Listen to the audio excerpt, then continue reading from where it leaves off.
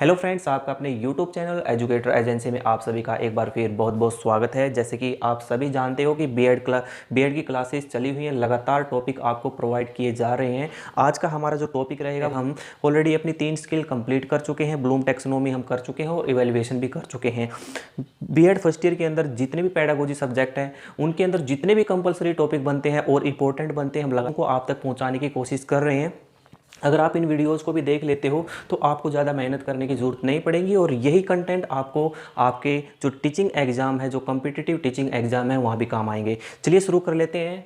Explanation skill. यदि हम explanation skill की बात करें तो सबसे पहले हमें ये पता होना चाहिए कि यह एक्सप्लेनेशन स्किल वास्तविकता में होती क्या है, इसका एक टीचर के लिए किस प्रकार उपयोग करना या प्रयोग करना जरूरी माना जाता है। जब एक टीचर क्लास में एंटर करता है तो वो जब किसी भी टॉपिक को पढ़ाना शुरू करता है तो बगैर एक्सप्लेनेशन के टीचिंग की कल्पना भी नहीं की जा सकती। एक टीचिंग लर्निंग प्रोसेस, जो हमारी टीचिंग लर्निंग प्रोसेस के अंतर्गत इस स्किल को बहुत ज़्यादा इंपॉर्टेंट माना जाता है।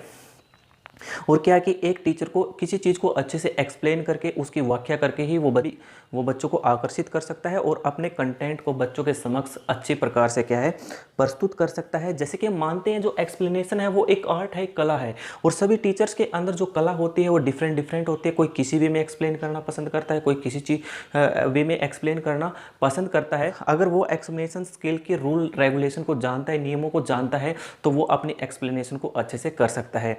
तो हमने सबसे पहले हम कंसेप्ट और एक्सप्लेनेशन स्किल के कंसेप्ट पर ही बात करेंगे और कंसेप्ट के अंदर हम यही जानने की कोशिश करेंगे कि एक्सप्लेनेशन स्किल होती क्या है।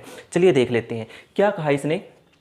मैंने यहाँ पर पैराग्राफ के रूप में यहाँ पर कंटेंट को नहीं लिखा है। मैंने यहाँ पर पैराग्राफ को एनालाइज करके आपको समझने में बिल्कुल आसानी हो, इसका विश्लेषण करके, इसका एनालाइज करके, टुकड़ों में तोड़कर इस कंसेप्ट को समझाने की मैं आप कोशिश करूँगा। जैसे कि मैं आपको बताता हूँ, जब कोई भी अध्यापक, कोई भी टीचर किसी भी कंटेंट को, किसी भी संप्रत्यय को, किसी भी विचार को, किसी भी भाव को या किसी भी सामान्यकरण को या किसी कार्य को क्या करता है, बच्चों तक पहुँचाने की कोशिश करता है। ये उसका एक मेन पर्पज होता है, मुख्य उद्देश्य होता है। और इसको बच्चों तक पहुँचाने के लिए वो क्या करता है, या बच्चों को समझाने के लिए इससे संबंधित अनेक कथनों का प्रयोग वो करता है ना। तो मैंने क्या बताया, एक टीचर बच्चों तक संप्रत्य विचारों और भाव सामान्यकरण व कार्यों को बच्चों के दिमाग में डालना चाहता है, उनको समझाना चाहता है। तो ये सब करने के लिए वो अनेक कथनों का प्रयोग करता है, जो कथन किससे संबंधित होते हैं, इन विचारों, संप्रत्यों, भाव, कार्यों से संबंधित होते हैं। और अक्सर देखा गया है कि इन कथनों का प्रयोग करने के लिए उसकी कल्पना शक्ति सबसे ज़्यादा काम करती है। एक अध्यापक की जो कल्पना शक्ति है, ये अपना मेन रोल प्ले करती है किसमें, कथनों का निर्माण करने में। कौन से कथन जो संप्रत्य विचारों, भाव से संबंधित होते हैं, जो बच्चों को इन चीज़ों में समझने के लिए उनकी हेल्प करते हैं। जो कथन यहाँ पर प्रयोग किए जाते हैं, जो अनेक कथन यहाँ पर प्रयोग किए जाते हैं, जब उनको हम इकट्ठा कर देते हैं, उनको उनके एक समूह की बात करते हैं, उनके ग्रुप की बात करते हैं, उसी को हम क्या बोलते हैं, एक्सप्लेनेशन बोलते हैं। प्रयोग किए जाने वाले अनेक कथनों के समूह को वाक्य की संज्ञा दी जाती है, तो वाक्य की संज्ञा दी जाती है। तो यहाँ पर यह बात तो क्लियर हो चुकी है कि एक अध्यापक बच्चों के समक्ष जितने संप्रत्य होते हैं, जितने भी भाव होते हैं, जितने विचार होते हैं, जितने भी कार्य होते हैं, उनको बच्चों तक पहुंचाने के लिए वो क्या करता है, अनेक कथनों का प्रयोग करता है। और जब उन सभी कथनों के समूह की बात करते हैं, उसी को क्या है, वाक्य की क्या है, संज्ञा दी जाती है। लेकिन वाक्य तो हमने जाना वाक्य क्या है, लेकिन वाक्य कौशल क्या है। जब इस वाक्य को प्रभावशाली बनाने की बात आती है तो उसको हम क्या कहते हैं, वाक्य कौशल। यानी कि इस एक्सप्लेनेशन को कैसे हम इफेक्टिव बनाएं, जब इसको इफेक्टिव बनाने की बात आती है तो उसी को हम वाक्य कौशल कहते हैं। तो मैं चाहता हूं कि हर बच्चे के अंदर एक्सप्लेनेशन स्किल हो, या हर टीचर, हर प्यूपिल टीचर, हर बच्चा एक्सप्लेनेशन स्किल के बारे में जाने, ताकि वो अपनी टीचिंग में एक्सप्लेनेशन स्किल का यूज करके अपनी टीचिंग को इफेक्टिव बना सके। तो यहाँ तक आई होप आपको क्लियर समझ में आया होगा। तो फाइनल एग्जाम में अगर क्वेश्चन आता तो आपने ऐसे लिखने की बिल्कुल भी जरूरत नहीं है। मैंने यहाँ पर एनालाइज करके इसको तोड़कर आपको समझाने की कोशिश की है। तो ये बातें आप एक पैराग्राफ के रूप में लिख सकते हो।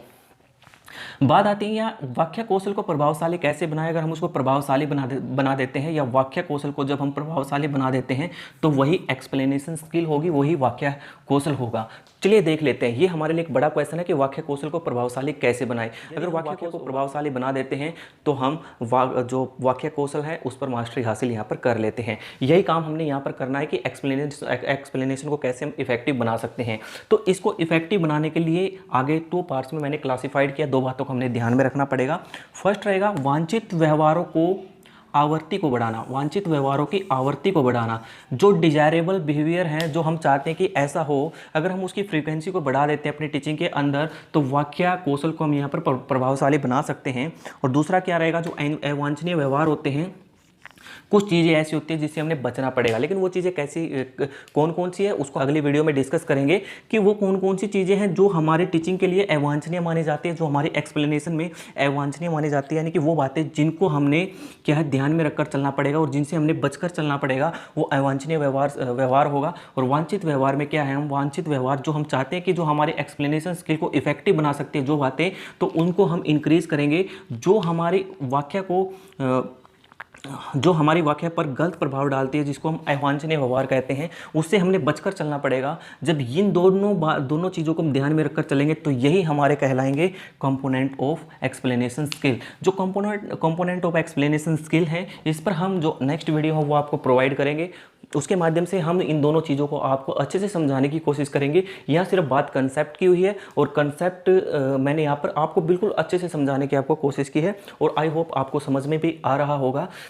ये एक डेफिनेशन है, ये कुछ व्यूज़ है, कुछ विचार है पेंटन के, ये आप डाल सकते हो। इसको आप एक बॉक्स में बंद करके चलना।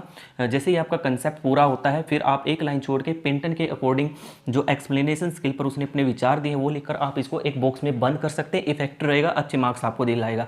फिर भी समझ लेते हैं पेंटन के क्या व्यूज़ रहे हैं, क्या इसके विचार रहे हैं एक्सप्लेनेशन स्किल को लेकर। वाक्य अपने आप में एक कला है, ये बात हम पहले भी जान चुके हैं। एक्सप्लेनेशन स्किल क्या है, अपने आप में एक आर्ट है, एक कला है, जिसका लक्ष्य वाणी के माध्यम से, किसकी वाणी के माध्यम से, टीचर अपनी वाणी के माध्यम से क्या है, विद्यार्थियों के सामने स्पष्ट, रोचक एवं विविध क्रम में घटनाओं को इस प्रकार प्रस्तुत करता है कि टीचर क्या करता है, विद्यार्थियों के सामने बिल्कुल क्लियरिटी में, इंटरेस्टिंग वे में और डिफरेंट विविध क्रम में क्या घटनाओं को बच्चों के समक्ष इस प्रकार प्रस्तुत करता है कि वे अपनी कल्पनाओं में उनका ऐसे पुनर्निर्माण करें जैसे कि उनको ये लगे कि वह स्वयं उनके दर्शक हों या फिर उनमें भाग ले रहे हों। एक्सप्लेनेशन हमारी कुछ इस प्रकार से होनी चाहिए कि विद्यार्थियों को ये लगे कि वो प्रैक्टिकली उसके साथ जुड़े हुए हैं या वही उसके एक दर्शक के रूप में काम कर रहे हैं। आई होप आपको ये कंसेप्ट अच्छे से समझ में आया होगा दोस्तों। अगर आपने कंसेप्ट अच्छे से समझ में आया है तो हमारी जो अगली वीडियो होगी वो होगी हमारी इन पर, यानी कि कंपोनेंट ऑफ एक्सप्लेनेशन स्किल। दो हमारे मेन कंपोनेंट रहेंगे, वांछित व्यवहार की आवर्ती को बढ़ाना और अवांछित व्यवहार से बचना। इसके अंदर काफ़ी सारे पॉइंट आएंगे जो हमारे क्या होंगे, ये हमारे मेन पॉइंट, तो इनके अंदर कुछ सब पॉइंट आएंगे, उनको हमने ध्यान में रखकर चलना है। अगर इसके रिगार्डिंग आपको फिर भी कोई प्रॉब्लम है तो आप कमेंट कर सकते हो, आपकी हर प्रॉब्लम का सोल्यूशन यहाँ पर दिया जाएगा।